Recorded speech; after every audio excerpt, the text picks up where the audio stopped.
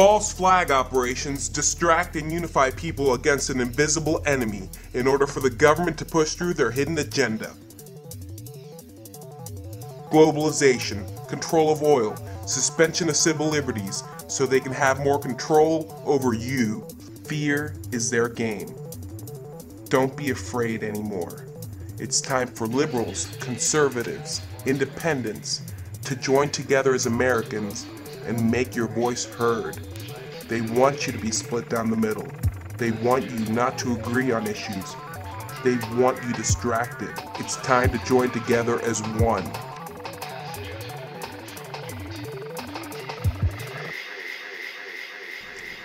Leading up to the Iraq War, the administration spent months scaring the American public into believing that Saddam Hussein had weapons of mass destruction. We cannot wait for the final proof, the smoking gun, that could come in the form of a mushroom cloud.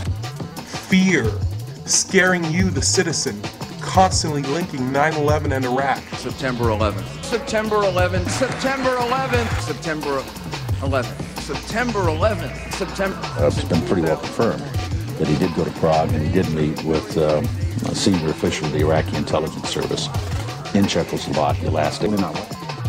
And now, Iran. In the past year, we've seen an escalated attempt by the administration to scare the American public into thinking Iran is a threat to our security.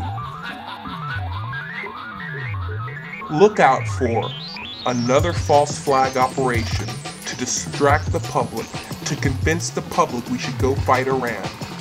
And if such event occurs, look to see if other mock drills were taking place during the same time. During the 9/11 attacks and the London bombings, similar exercises were going on the day of the attacks. Ask questions, demand answers, and ask yourself, who benefits?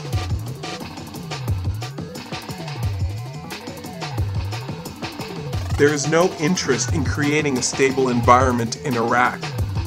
The Pentagon has lost track of guns and ammunition. Where have they gone? Whose hands are they falling into? They want disorder and chaos as a distraction. Look for this conflict to go on for years. Look for us to keep bases in Iraq under the pretext of security and national interest. And ask yourself, who benefits? Organize that. So what happened in 2005 was ExxonMobil achieved a record profit of $35 billion. Now, it almost seems like way too much money to even know what the hell it means. But we had an economist make an estimate for us that $7 billion of that $35 billion was simply because of the market conditions created by this war. Under the pretext of security and fear of being attacked, look for the government to suspend your freedom of speech, your right to assemble, protection from illegal searches and seizures.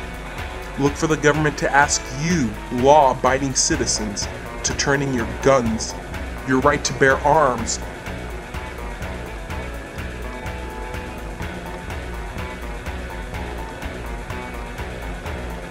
Look for them to establish martial law and have the army police the citizens.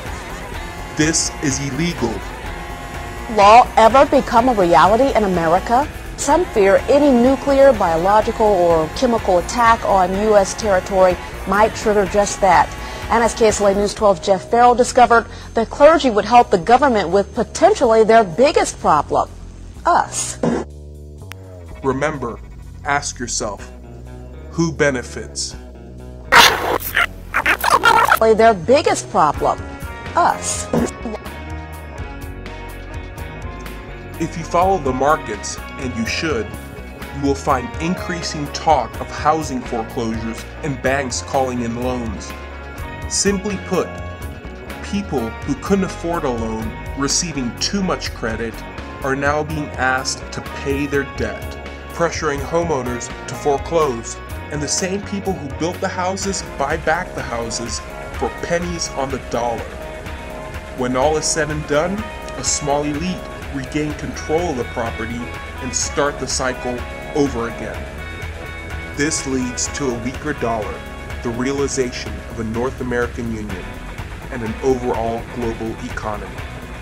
Always ask yourself who benefits. The truth is, I hope I'm wrong. I look for the good in people.